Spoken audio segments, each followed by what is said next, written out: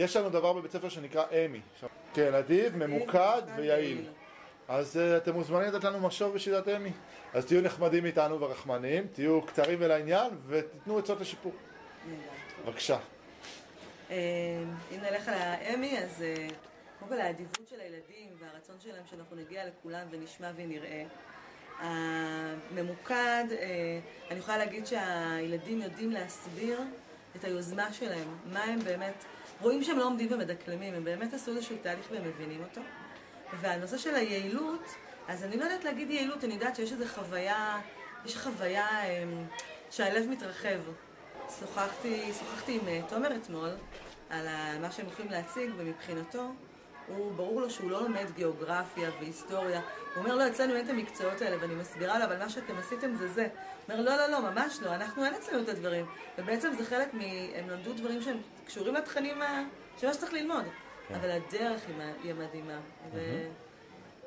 שמחה שוב. איך שהרגשת עם תומר בבית, ההתרגשות, וזה, איך ליווית, בכל התהליך, אתם יודעים, אנחנו... כולנו כבר חודש בתוך הפרויקט.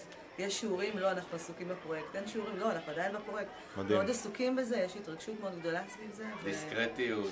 כן. לא מגלה מה יהיה. אתם תדעו ביום שישי כשתגיעו. כן, מרתק. בוקר טוב. בוקר אור. ותודה שבאת. ואנחנו נשמח לשמוע את החוויה שלך, איך היה לך... לא לשכוח גם קצת לשיפור לפעם הבאה. אוקיי, טוב, די הגעתי ככה לדי המולה של כל מיני מדינות או מיזמים עבור מדינות מסוימות, עבור קשרים עם מדינות מסוימות, ובעצם והתחלתי לעבור בין המיזמים השונים.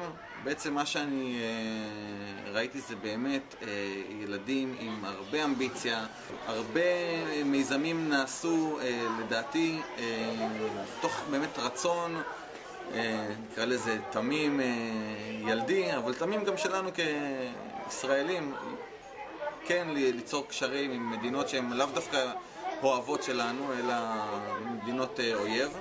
ומאוד היה חשוב באמת לראות איך ילדים רואים את זה, את החיבור הזה בין ישראל למדינות כמו לבנון, סוריה, מאוד היה שם מצרים. איך זה היה ביחס למה שדמיינת שיהיה? כי הרי בטח היה לך את מחשבות איך זה... האמת שלא חשבתי שזה יהיה כזה, זה נורא, אתה רואה את הילדים נורא בעשייה, נורא בתוך זה, וכל אחד דבק על המקום שלו. זה יפה לראות, ילדים סך הכל כיתה A, זה לא תיכון, זה לא חטיבה. כן. אתה רואה גם איך כל אחד דואג לשני, תצביע גם לחבר ההוא, כאילו, זה נורא ביחד כזה, זה יפה. זה יפה מאוד, אני שמחה שבית ספר חושב על דברים כאלה, מעבר ללמוד ושיעורים ומבחנים, גם דברים קצת מפעילים, העשרה בעין.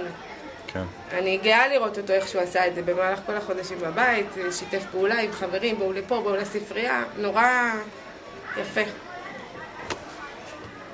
נכון. כיף לך שיש לך, שהאמא שלך מפרגנת לך. זה לא מובן מאליו, למרות שכולם, זה אבל... כולם מפרגנים לילדים שלהם, מה זאת אומרת? יש אמא ואבא שלא מפרגן לילד שלהם? לא, אבל להגיד גם שזה יוצא, זה יפה, נראה לי. לשמוע. תודה רבה. הילדים היו מאוד אדיבים, הסבירו בחינניות,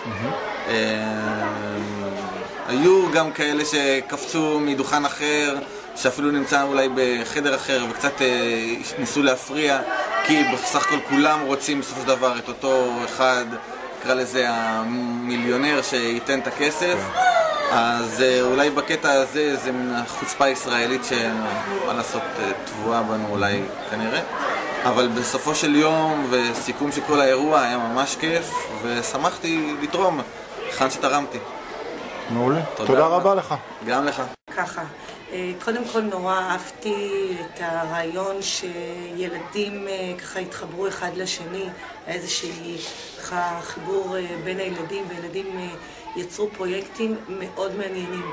אני עברתי, הם ידעו לתת את התשובות, באמת עברתי בין אחד לאחד, ידעו לתת את התשובות הנכונות לשאלות שנשאלו, הם ידעו להציג את הפרויקט שלהם, להסביר בדיוק למה הם רוצים שישקיעו בהם, שזה הדבר הכי חשוב. זה לא רק אנחנו במדינת ספרד או גרמניה, או לא משנה.